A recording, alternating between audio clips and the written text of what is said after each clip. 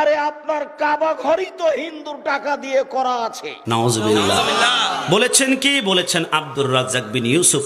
মোহাম্মদ সাল্লাল্লাহু আলাইহি ওয়াসাল্লাম নিজেই বাচ্চা ছেলে পরনের কাপড় খুলে কাঁধে দিয়ে পাথর বহন করে কাবা ঘর বানাতে গেলেন।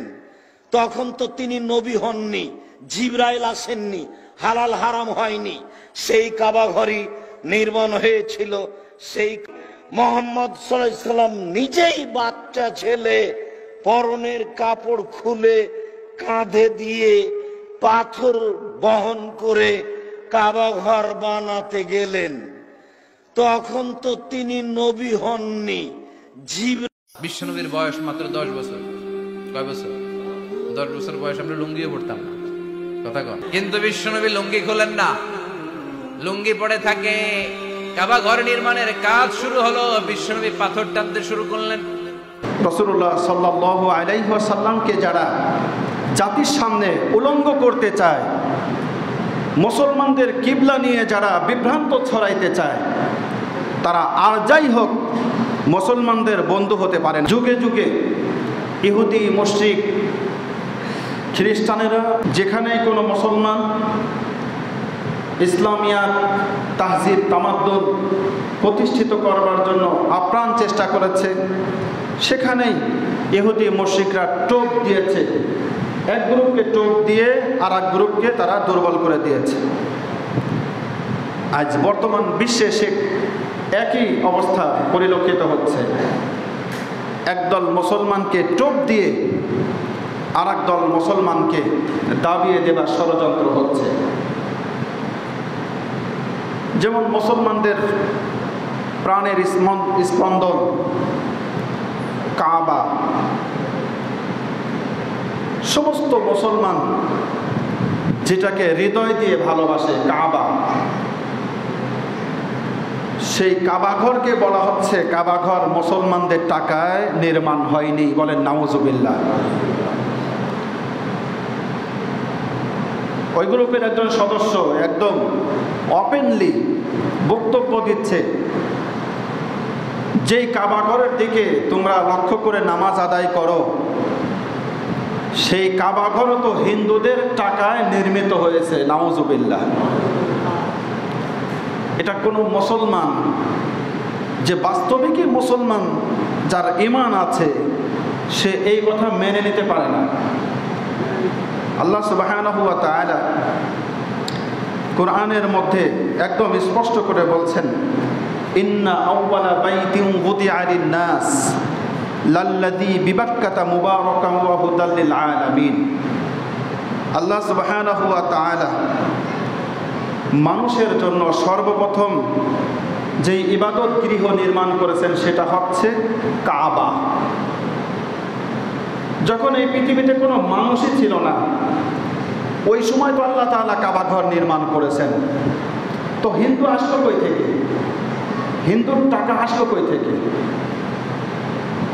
কারণ কাবার ইতিহাস হচ্ছে আল্লাহ তাআলা যখন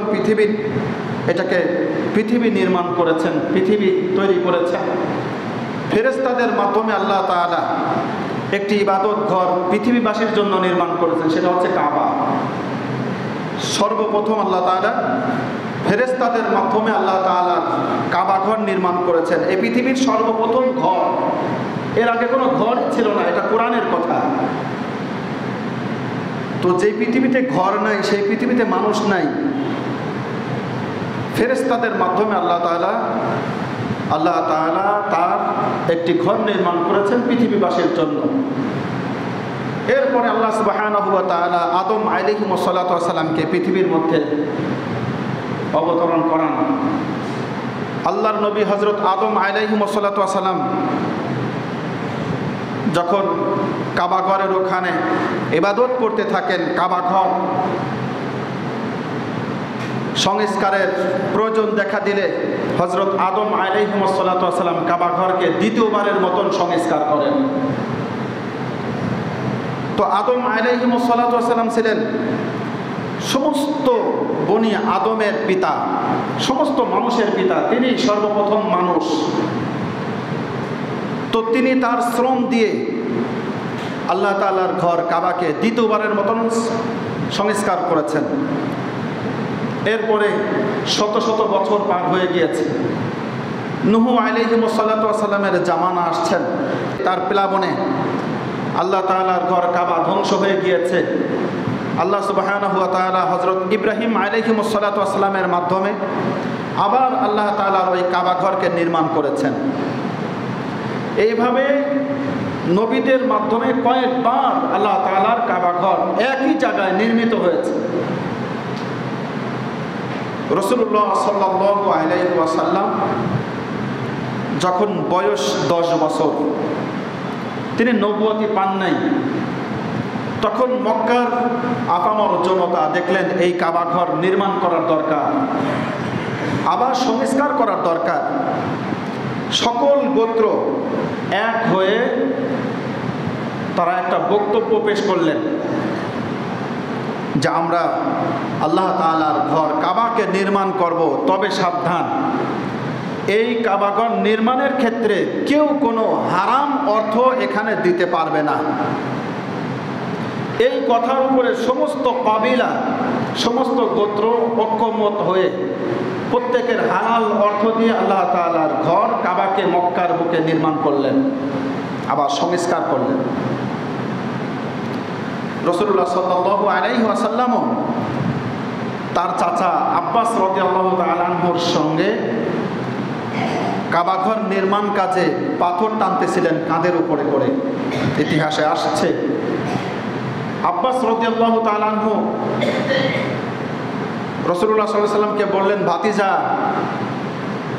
এই পাথর টানতে টানতে ঘাড়ের মধ্যে দাগ বসে যাবে, তুমি তোমার পরনের কাপড়টা খুলে কাঁধের সাথে জড়াও এবং তুমি পাথর টেনে কাবাঘর নির্মাণে সহযোগিতা করো।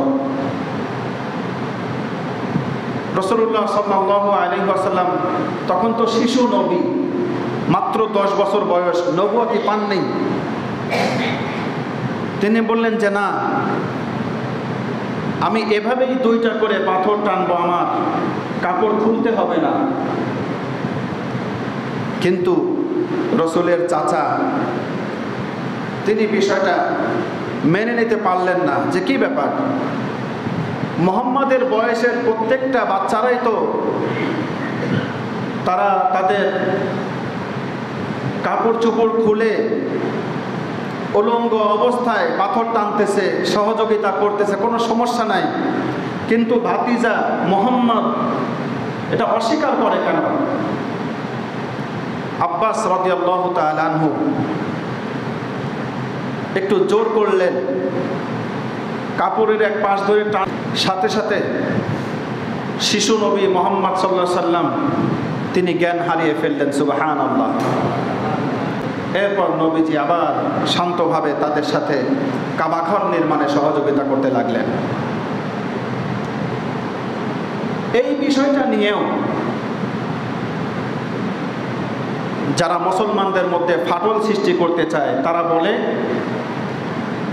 যে মুসলমানদের কাবা, এই কাবা তো হিন্দুদের অর্থে প্রতিষ্ঠিত হয়েছে, এটা তো তারা জোর গলায় বলে, অথচ কোনো আল্লাহ বিশ্বাসী, নবী প্রেমিক, আখিরাত বিশ্বাসী এটা স্বীকার করে না, যেহেতু হাদিসের মধ্যে স্পষ্ট আছে যে এই কাবাঘর নির্মাণে কোনো হিন্দুদের হাত নাই।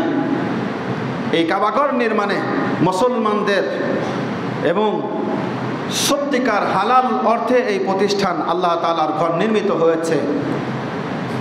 এবং রাসূলুল্লাহ সাল্লাল্লাহু আলাইহি ওয়াসাল্লামকে তারা একথা বলে যে নবীজি নিজেই উলঙ্গ অবস্থায় পাথর টেনেছে, অথচ হাদিসের মধ্যে একদম স্পষ্ট যে নবীজি ইচ্ছাকৃতভাবে কখনো উলঙ্গ হননি। রাসূলুল্লাহ সাল্লাল্লাহু আলাইহি ওয়াসাল্লামকে যারা জাতির সামনে উলঙ্গ করতে চায়, মুসলমানদের কিবলা নিয়ে যারা বিভ্রান্ত ছড়াইতে চায়, তারা আর যাই হোক মুসলমানদের বন্ধু হতে পারে না, ঠিক কিনা? তারা যত ভালো কথাই বলুক, মুসলমানদের বন্ধু হতে পারে না। মুসলমানদের মধ্যে বিভেদ সৃষ্টি করবার জন্য কোনো এক গোষ্ঠীর এজেন্ডা বাস্তবায়ন করবার জন্যই মুসলমানদের মধ্যে এই সমস্ত কথা ছড়িয়ে দিচ্ছে। এদের থেকে সাবধান হতে হবে, কঠিনভাবে সাবধানতা অর্জন করতে হবে। বাতিলদের এজেন্ডাদের থেকে আল্লাহ তাআলা আমাদেরকে হেফাজত করেন, বলেন আমিন।